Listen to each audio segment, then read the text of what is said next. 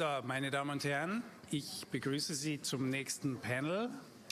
Bitte Sie Platz zu nehmen. Ja, wir kommen vom Thema Deutschland, Deutsches Reich zum Thema besetztes Polen, Holocaust im besetzten Polen. Und das spielt ja innerhalb der Edition eine relativ prominente Rolle mit 3 Bänden. Jedoch ein sehr wichtiges Thema mit eigentlich der größten jüdischen Minderheit in Europa. Und von Seiten der Edition wird uns das Dr. Ingo vorstellen, der den Band 10 der Edition bearbeitet hat, also zu den eingegliederten Gebieten, also polnischen Gebieten von 1941 bis 1945. Ingo hat Geschichte und Slawistik in Hamburg, Warschau, Moskau und Berlin studiert, wurde dann an der Humboldt-Universität zu Berlin promoviert, mit einer Arbeit über die deutschen Banken im besetzten Polen und ist seit 2010 am Institut für Zeitgeschichte und eben hier im Editionsprojekt VEJ tätig gewesen. Aktuell befindet er sich oder bearbeitet ein Projekt zur Geschichte der Deutschen Reichsbank, speziell zur Geschichte der Deutschen Reichsbank im besetzten Polen, die schon relativ weit gediehen ist, wie ich gehört habe, schon bald veröffentlicht wird. Ja, Ingo hat eine Vielzahl von sehr wichtigen, grundlegenden Artikeln geschrieben, auch zur Besatzungsgeschichte Polens, zur jüdischen Geschichte und vor allen Dingen auch die Sprachkenntnisse, die man dafür braucht, wie ich neidvoll sagen muss. Unsere Kommentatorin von außen ist Dr. Edyta Gawron. Sie ist Assistant Professor an der Jagiellonien-Universität in Krakau im Institut für jüdische Studien und hat von 2009 bis 2017 das Center for the Study of History and Culture of Krakow Jews geleitet und ist aktuell Vorsitzende der Galicia Jewish Heritage Institute Foundation, oder zu dem das Galicia Jewish Museum in Krakau gehört, und hat zahlreiche Ausstellungen kuratiert und mitgestaltet. Sie ist, wie auch ich, im wissenschaftlichen Beirat der European Holocaust Research Infrastructure, die Beiratssprecherin, und sie hat breit publiziert zur Geschichte des polnischen Judentums, hier vor allen Dingen in der Region Krakau, wenn ich mich nicht irre, Włoszczowa. Und zuletzt ist erschienen nicht nur Kroke, also Krakau, die Geschichte der Krakauer Juden. Ingo, du hast das Wort. Ja, vielen Dank, Dieter. Meine sehr verehrten Damen und Herren, liebe Kolleginnen und Kollegen, ja doch sehr, sehr viele Bekannte hier im Raum sind, die nach teils Jahren wiederzusehen, ich mich sehr freue. Wie Sie aus der Projektvorstellung von Susanne Heim und Sonja Knopp bereits erfahren haben oder davon gehe ich eher aus Ihrer eigenen Lektüre und Arbeit mit der Edition längst wissen, ist der Ermordung der Juden im besetzten Polen mit 3 Bänden ein ganz besonderer Umfang eingeräumt worden. Dies ergibt sich nicht nur aus der Zahl der vor dem Zweiten Weltkrieg in Polen lebenden Jüdinnen und Juden mit etwa 3,3 Millionen Menschen, die mit Abstand größte jüdische Bevölkerung in Europa, sondern auch mit Blick auf die Hunderttausende, die aus anderen von Deutschland beherrschten Ländern Europas während des Holocaust hierher deportiert wurden, um in den von den Deutschen errichteten Vernichtungslagern systematisch ermordet zu werden. Insgesamt überlebten etwa 380.000 polnische Juden den Holocaust, davon allerdings nur der kleinere Teil in den okkupierten Territorien Polens, viel mehr als Flüchtlinge in der Sowjetunion. Die Welt der polnischen Judenheit mit ihrer jahrhundertealten Kultur war 1945 vollkommen zerstört. Die genannten 3 Bände, nämlich Band 4, Band 9 und Band 10, umfassen insgesamt etwa 900 Dokumente. Und die Einteilung der Bände erfolgte nicht nur nach chronologischen, sondern auch nach geografischen Kriterien. Während Band 4... Sie hätten hier Sie sehen sogar eine Karte, nicht nur hätten. Während Band 4 die Entrechtungs- und Verfolgungsgeschichte der polnischen Juden zwischen September 1939 und Sommer 1941 im gesamten besetzten Polen, also sowohl im Generalgouvernement wie auch in den zur Germanisierung vorgesehenen sogenannten eingegliederten Gebiete nachzeichnet, behandelt Band 9 das Generalgouvernement zwischen August 1941 und dem Ende der deutschen Besatzung, wobei das Generalgouvernement nach dem Angriff auf die Sowjetunion im Sommer 1941 noch um einen 5. Distrikt Galizien territorial erheblich erweitert wurde. Band 10 schließlich dokumentiert den Holocaust für denselben Zeitraum, allerdings mit Fokus allein auf die eingegliederten Gebiete, wozu neben den Reichsgauen Danzig, Westpreußen und Wartheland auch die Regierungsbezirke Kattowitz und Zichenau und der Bezirk Białystok ab Sommer 1941 gehörte. Den Verbrechen im Vernichtungslager Auschwitz-Birkenau ist darüber hinaus ein eigener Band, nämlich Band 16, gewidmet, sodass Dokumente mit Bezug auf Auschwitz nur in Ausnahmefällen in den 3 polnischen Bänden erscheinen. Die Zäsur im Sommer 1941 ergibt sich nicht nur durch den Verlauf des Vernichtungskrieges in der Sowjetunion, sondern auch aus der Entwicklung von der Planung in Berlin hin zur unterschiedslosen systematischen Ermordung der europäischen Juden. Über 900 Dokumente mögen nach viel klingen. Dem Problem aber, und das ist bereits ja mehrfach thematisiert worden, wie man angesichts der gigantischen Ausmaße deutscher Verbrechen im besetzten Polen eine Auswahl treffen kann, die irgendwie als repräsentativ gelten kann, ist damit nur höchst bedingt beizukommen.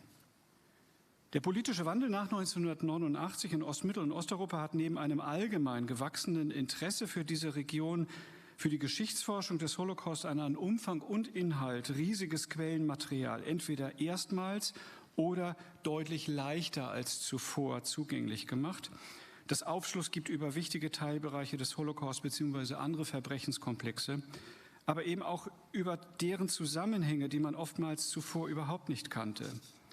Man war und ist zum Teil nicht nur in der Lage, noch bestehende weiße Flecken aufzuarbeiten, sondern sogar dazu noch weiße Flecken überhaupt erst aufzudecken, etwa zu Fragen von Kooperation und Widerstand oder auch in Bezug auf die Impulse, die im Holocaust von der Peripherie ausgesandt wurden und wiederholt zu einer Radikalisierung der Verfolgung hin zum Massenmord führten.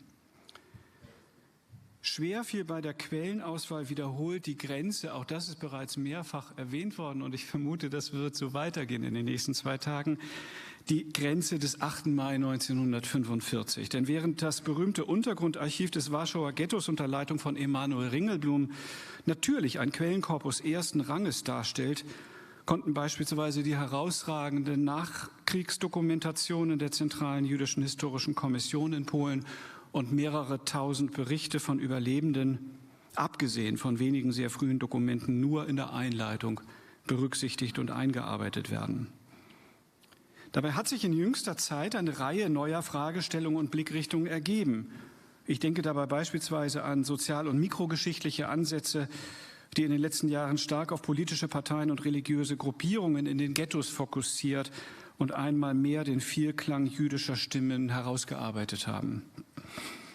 Ich denke ferner an jüngere archäologische Forschungen, an Verbrechensorten wie in Kulmów oder Sobibor oder auch an Großprojekte wie der Digitalisierung tausender jüdischer Publikationen durch die Steven Spielberg Digital Yiddish Library, was in Zeiten kaum noch vorhandener und schwindender Expertise zu jiddischsprachigen Quellen insbesondere zu einem eminent wichtigen Recherchewerkzeug geworden ist. Diese Entwicklung mussten natürlich auch die Einleitung sowie die Quellenauswahl der Bände zu Polen gerecht werden. Da die Forschung in den letzten Jahren auch und gerade in Polen immer kleinteiliger geworden ist, galt es vor allem in den Einleitungen, ein Gesamtbild zu zeichnen, das jenseits der Forschungskonjunkturen oder Kontroversen den gegenwärtigen gesicherten Stand des Wissens kenntlich macht. Auf die angemessene Gewichtung von Täterdokumenten, Aufzeichnungen aus jüdischer Feder und der Perspektive der sogenannten Dritten war natürlich auch hier zu achten, schon um die Masse der Dokumente aus den deutschen Besatzungsakten nicht überhand nehmen zu lassen. Insbesondere in Polen ist diese Gefahr aber gering. Bei keinem Genozid der Weltgeschichte dokumentierten die Opfer die an ihnen begangenen Verbrechen so umfangreich wie im Holocaust und das trifft meiner Einschätzung nach insbesondere für Polen zu. In Einzelfällen gibt es sogar eine Aktenüberlieferung, namentlich für den Bezirk Białystok, bei der es so gut wie keine amtlichen deutschen Dokumente mehr gibt, weil die Täter sie selbst zerstört haben. Vielmehr existiert allein die jüdische Überlieferung des Tennenbaum-Archivs aus dem Ghetto in Białystok, dort teilweise deutsche Dokumente in jiddischer oder polnischer Übersetzung. Bei der hierbei stets im Mittelpunkt stehenden Frage, was ist wichtig, drängt sich eine Vielzahl von Verbrechenskomplexen auf, deren Berücksichtigung absolut notwendig war.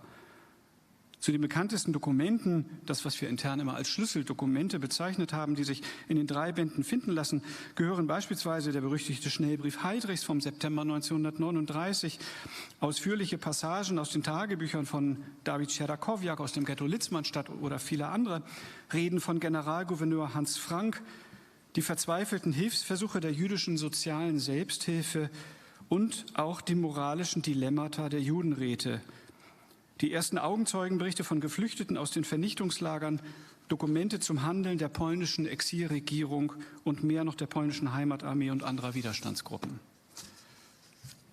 Aber in der Rückschau auf das Editionsprojekt, dem ich immerhin 10 Jahre anzugehören, das Vergnügen und die Ehre hatte, sind es doch weniger etwaige Schlüsseldokumente, sondern oftmals die kleinen, auf den ersten Blick unscheinbaren Aufzeichnungen, die am eindrücklichsten Zeugnis ablegen von dem Leiden, der Not, dem Sterben, aber auch der Würde der Opfer, von den Abgründen menschlicher Niedertracht auf Seiten der Täter und Mittäter und schließlich aber auch von Solidarität, Hilfsbereitschaft und verzweifelter Hilflosigkeit derer, die damals nicht die Augen verschlossen. Die Quellenauswahl ermöglichte aber auch vor dem Forschungsstand durchaus einzelne Schwerpunktsetzungen. Dies trifft beispielsweise auf die Interaktion zwischen Berlin und regionalen Satrapen wie Reichsstatthalter Arthur Greiser am Wartegau oder dem genannten Hans Frank in Krakau zu, deren Initiativen an der Peripherie auf die Radikalisierung der Planungen in Berlin zurückwirkten. Der Ansatz beispielsweise, die Patientenmorde und die Genese des Holocaust enger aufeinander zu beziehen, ist von Henry Friedlander bereits vor über 20 Jahren verfolgt und thematisiert worden und lässt sich namentlich für den Wartegau besonders eindeutig belegen und hat hier auch entsprechend Eingang in den von mir betreuten Band 10 gefunden. Und dies wiederum setzte eine Dynamik in Gang, bei der sich die Errichtung des Vernichtungslagers Kulmhof gleichsam als eine regionale Endlösung interpretieren lässt, die zugleich in einem engen Zusammenhang mit der Entwicklung der Deportationen und Mordplanungen im Herbst 1941 stand. Nur kurze Zeit später begann dann auch im Generalgouvernement die Planung für die spätere sogenannte Aktion Reinhardt, das heißt die Ermordung von insgesamt etwa 1,7 Millionen Juden in den Vernichtungslagern Belzec, Sobibor, Treblinka und Majdanek ab März bzw. Juli 1942. Wobei die Deportationen von etwa 265.000 Juden aus dem Warschauer Ghetto nach Treblinka ab 22. Juli 1942 die größte zusammenhängende Deportationswelle war. Was bei all diesen in Zahl und Umfang schwer beschreibbaren Massenverbrechen immer wieder ins Auge sticht, und das beantwortet ein Stück weit, Peter, deine Frage von eben, ja, es ist uns aufgefallen. Was immer nämlich wieder ins Auge sticht, ist die enorme Mobilität von Wissen über den Holocaust, auch in Polen. Und zwar auf Seiten der deutschen Besatzer insgesamt, wie auch der Opfer, aber eben auch im Ausland, wie zahlreiche Pressepublikationen mit oftmals erstaunlich präzisen Details belegen. Gerade in Polen war die allgegenwärtige Gewalt der deutschen Besatzer so dermaßen offensichtlich, dass die Täter sich oftmals kaum oder überhaupt keine Mühe mit der Geheimhaltung machten. Zumal sich dies alles seit dem 1. September 1939 in einem äußerst brutalen Besatzungskontext auch gegen die nichtjüdische Bevölkerung abspielte. Selbstverständlich nehmen Dokumente im Kontext der Hunderte von Ghettos einen sehr breiten Raum in der Edition ein und das aus gleich mehreren Gründen. Allein im besetzten Polen wurden etwa 1,8 Millionen Juden in diese Zwangswohnviertel eingeschlossen. Hunderttausende Jüdinnen und Juden wurden nicht in Vernichtungslager deportiert, sondern starben an Unterernährung und Krankheiten bereits in den Ghettos. Allein über 40.000 in Litzmannstadt und etwa 100.000 im Warschauer Ghetto. Die Ghettos waren jedoch nicht lediglich eine Art Vorgeschichte der Vernichtungslager. Ein besonderer Fokus lag bei der Quellenauswahl darauf, Jüdinnen und Juden nicht nur als passive, oftmals namenlose Opfer zu zeigen, sondern vielmehr als Akteure selbst unter den furchtbarsten Bedingungen. Dementsprechend spielen auch ihre Reaktionen auf die deutschen Verfolgungsmaßnahmen bis hin zum jüdischen Widerstand eine ganz zentrale Rolle. Bewaffneter Widerstand war vielfältig. In den Ghettos, und zwar nicht nur in Warschau im Januar bzw. April, Mai 1943, sondern auch in Ostoberschlesien, im Ghetto Białystok und andernorts. In 4 der 6 Vernichtungslager, nämlich in Kulmów, Treblinka, Sobibor und Auschwitz-Birkenau, gab es bewaffnete jüdische Aufstände, weshalb der Vorwurf eines fehlenden jüdischen Widerstandes vor diesem Hintergrund vollkommen absurd ist. Zugleich aber sollte der Fokus auf den bewaffneten Widerstand der Juden nicht den Blick auf andere Formen des Handelns der jüdischen Opfer verstellen. Und damit meine ich nicht nur die genannten Untergrundarchive, Kunst, Kultur, Literatur, Theater in den Ghettos. Denn das, was man als Passivität der jüdischen Massen verstehen könnte und was schon der Widerstandskämpfer Abba Kovner im Ghetto von Wilna in seinem berühmten Aufruf von 1942 bekämpft hatte, die jüdischen Massen mögen sich nicht wie die Schafe zur Schlachtbank führen lassen. Genau dies offenbart bei genauerem Hinsehen in einer Vielzahl von Aufzeichnungen eine menschliche Größe ganz eigener Art. Darauf hat sehr treffend die Warschauer Soziologin und herausragende Holocaust-Expertin Barbara Engelking einmal hingewiesen, wenn sie über Juden, die sich vermeintlich widerstandslos deportieren lassen, schrieb, und ich zitiere: Viel verständlicher scheint mir, so Engelking, dass die Menschen im Angesicht des Todes als die letzte Chance der Rettung vermutlich nur noch in der Verbindung mit anderen Menschen bestand, mit ihren Nächsten und Verwandten zusammenbleiben wollten und damit ihre Liebe, Verbundenheit, Treue und ihren Mut unter Beweis stellten. In diesem gemeinsamen Todesmarsch sehe ich viele positive Empfindungen, viele Zeichen von Größe, Treue und Aufopferung. Und nur der sehr oberflächliche Blick eines gleichgültigen Betrachters interpretiert dies als Wanderung der Schafe zur Schlachtbank. Zitat Ende. Ich komme damit zum Schluss. Wenn man gehofft haben mag, und selbstverständlich habe ich das gehofft und ich glaube alle Mitarbeitenden in der Edition, dass namentlich die 3 Bände der VEJ-Edition zum Holocaust in Polen einen allgemeinen Konsens markieren oder markieren können, dann brachten die letzten Jahre doch zweifellos eine erhebliche Enttäuschung mit sich. Was für die internationale Forschung im engeren Sinne zutreffend sein mag, nämlich die Konsensfähigkeit, verliert seine Bedeutung angesichts einer namentlich in Polen seit 2015 wachsenden politischen Instrumentalisierung von Geschichte.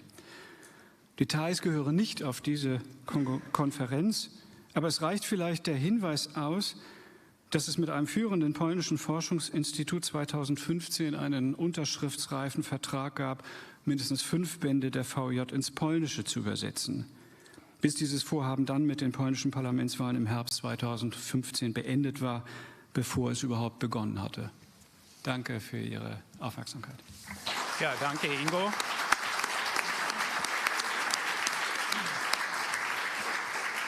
And now we will turn to the view from outside on our edition, especially the Polish volumes. Edyta, the floor is yours. Thank you, Dieter. Thank you, Ingo. Thank you, the organizers, for inviting me to comment on this, not only the volumes, but also the presentation, and to make a reference to the historiography in Poland. First of all, I would like to congratulate on the big project and its successful ending. Of course, following the end of Ingo's presentation, I'm jealous that these volumes won't be soon, at least not very soon, translated to Polish. But nevertheless, I would like to make some comments from the perspective of Poland and Polish historians, Polish historiography, on the 3 volumes that were presented today that were mentioned in various capacity by Ingo, the volumes number 4, 9, and 10.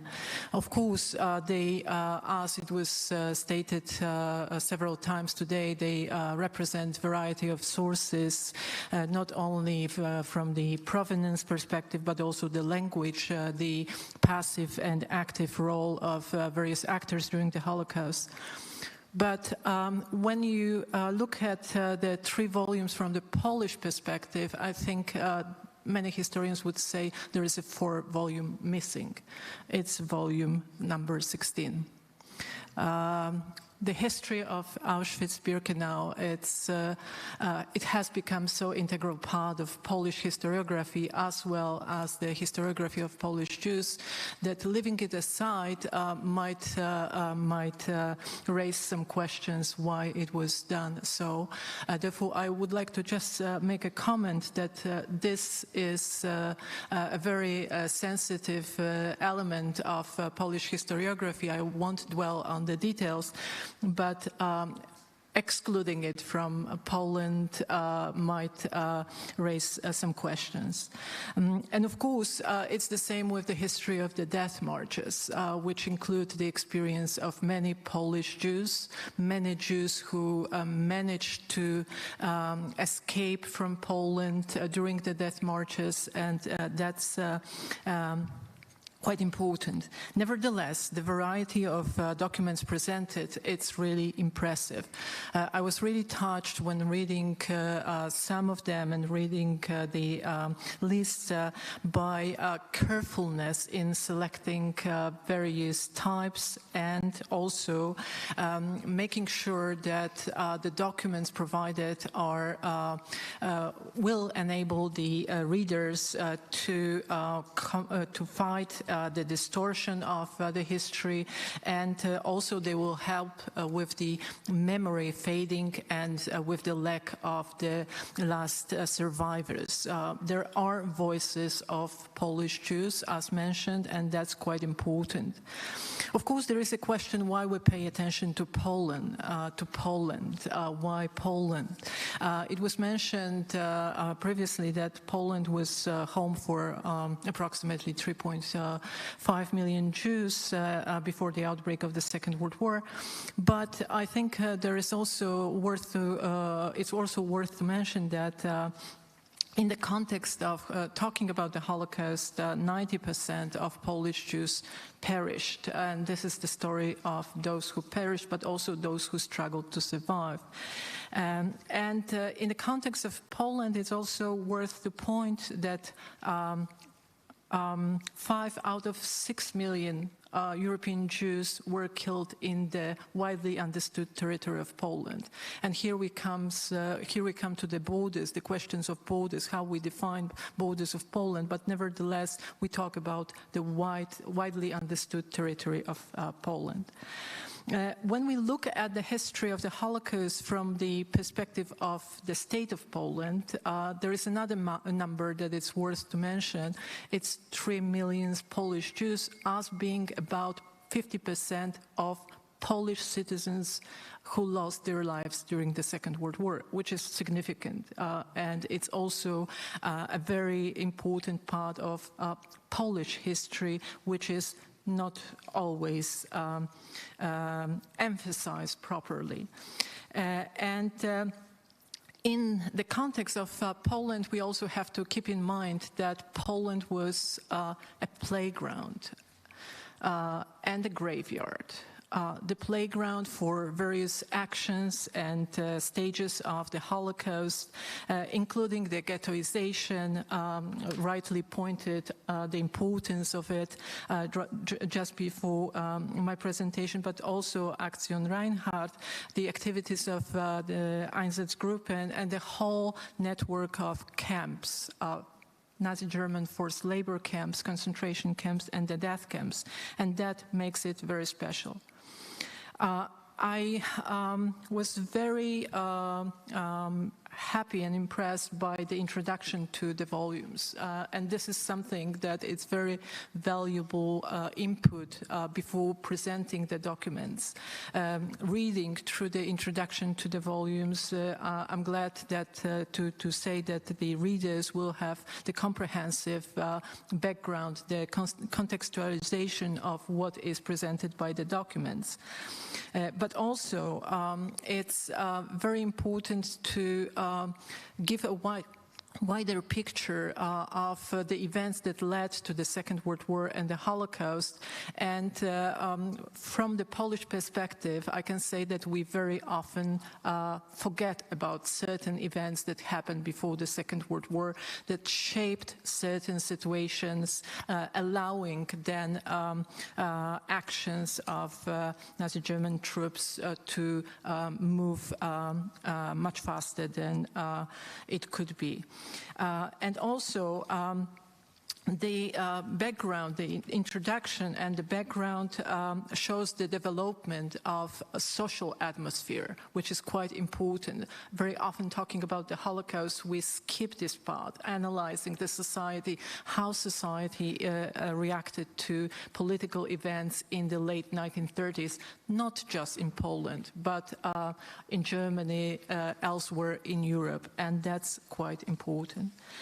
And now let me look at these volumes through the lenses of Polish historiography and mention a few important stages of Polish historiography and also the Polish approach. Natalia Alexian, one of the great scholars embracing Polish-Jewish approach, when presenting Polish historiography of the Holocaust, quoted or expanded the line by Israel Gutman that, quote, in Polish historiography, there existed a tendency to present the suffering of the Jews as part of general Polish fate under Nazi occupation. Polish and Jewish versions particularly differed with respect to the scope of the aid said to have been given to the Jews by individual Poles and by Polish underground groups. The end of quote. This is just one of the lines defining or trying to define Polish historiography in the context of the Holocaust.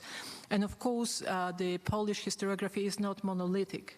There are changes that happened in the past. There are changes and diversity even today. There is a great variation in the way historians presented the fate of the Jews at various times in which the research was carried out. The stages of research and publishing in general and particular correspond to a large extent to periods in the country's political history. Again, a reference to what was mentioned by Ingo. This political situation served as the background to reflection on the past, but also as the limitation. In this regard, the most interesting materials, including documentation and research, appeared before 1968, especially in the first years after the Second World War. It was the work initiated in 1944 by Historische Komissie, the historical commission of the local Jewish committee, the temporary one in Lublin, and later on more permanent central Jewish historical commission in Poland. This work serves even today as the source for the research, and part of its documentation has been also recognized in this edition.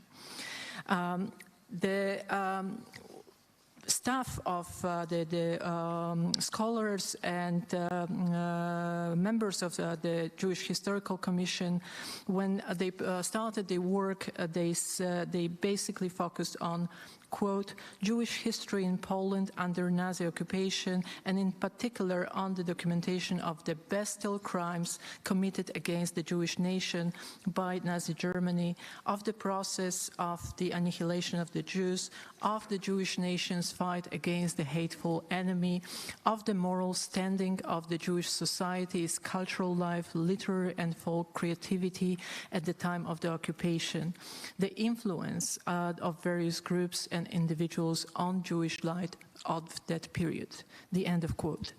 In this context of the mission of Jewish Historical Commission, I think the addition of several sources in these volumes, it's really following the line of appreciating all the possible sources.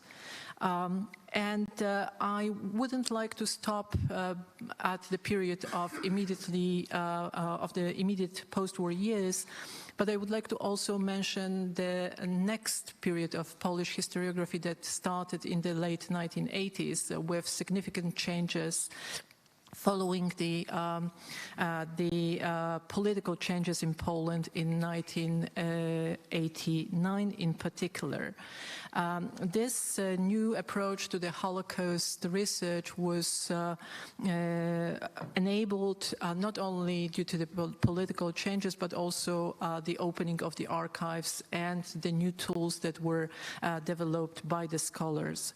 As it was mentioned already, the opening of the archives, availability of the new sources provided the new platform for the research on the history of Jews in Poland and the Holocaust in the occupied Poland. And of course, the result of it was the new stage of activities and research organized by the Jewish Historical Institute in Warsaw, which started publishing new documentation already in the 1990s, but the changes resulted also with the establishing of the IPN, the Polish Institute for National Remembrance. So there were various events leading to the new stage of Holocaust research. However, there is one institution that had the most holistic approach to the Holocaust research in Poland. This is the Polish Center for Holocaust Research, known as Centrum Badań nad Zagładą Żydów. Established in 2003 as the section of the Institute of Philosophy and Sociology of the Polish Academy of Sciences. And I believe, reading through this edition of the documentation, that at least some of the documents were made popular and visible due to the work of the people who created and continue work of this Polish Center for Holocaust Research. The center that publish regularly the periodical Zagłada Żydów, Studia and Materiały, the Holocaust Studies and Documentation, as well as many books devoted to selected aspects or particular aspects of the Holocaust. I mentioned this institution not in any way to sort of create the competitiveness of the work, but I think this national centers in particular countries, in this case in Poland, enabled some of the work done on this edition, and with the cooperation with the national centers, I think the work was completed, was possible to conclude it as it is. And of course, beside this center, there was a new wave of projects conducted by the museums and memorial centers, memorial sites at the sites of the death camps, including Auschwitz-Birkenau, and some work was published there.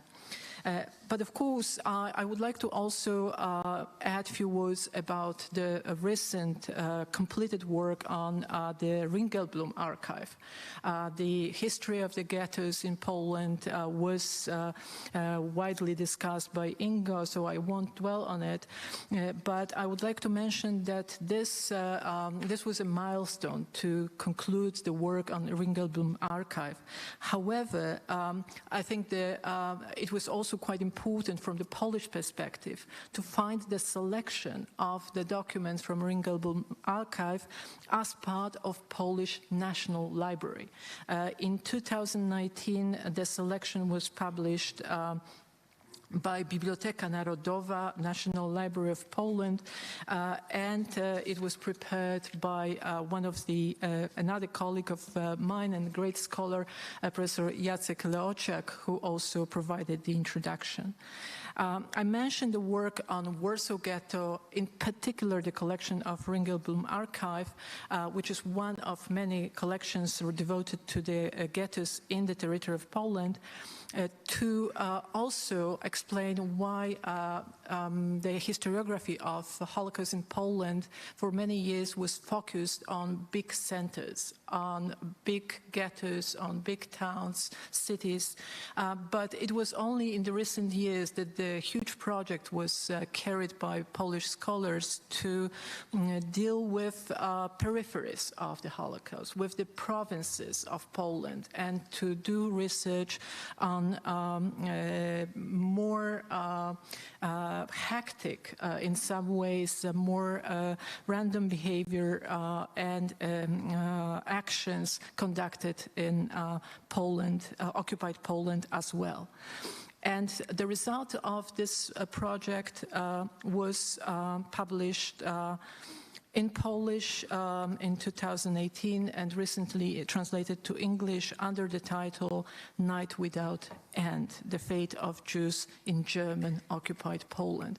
And so far it was one of the most complete publications about a wider regional research and fortunately and unfortunately, it stirred a national debate in Poland, as did some other publications earlier, including those books by Professor Jan Tomasz Gross, devoted to the neighbors, the anti-Semitism, and the property issues.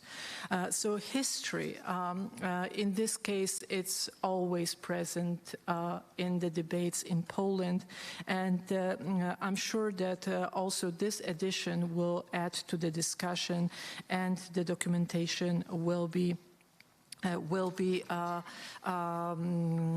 enabling some education and progress of the research in Poland. And I hope also that the approach of the editors of these volumes will inspire Polish scholars to do similar things on even the history of the Holocaust in Polish lands or in occupied Poland.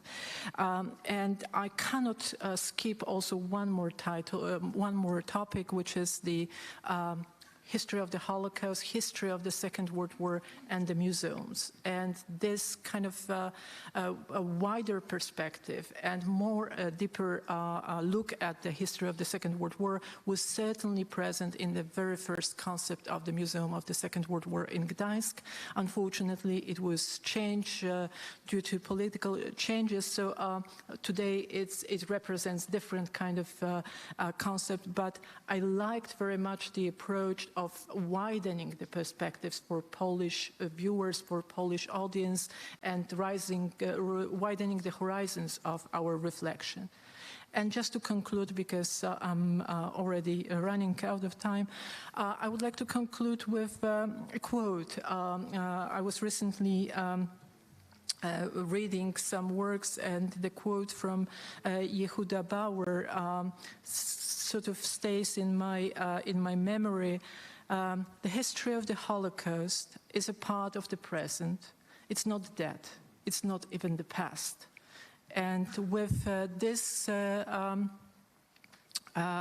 publication, with this edition, with this load of knowledge, I hope we can make everyone aware of what happened, and hopefully it will become at some point the past. But to paraphrase the words by Eva Hoffman, after such knowledge, we are obliged not to be indifferent. Thank you. Thank you, Edyta.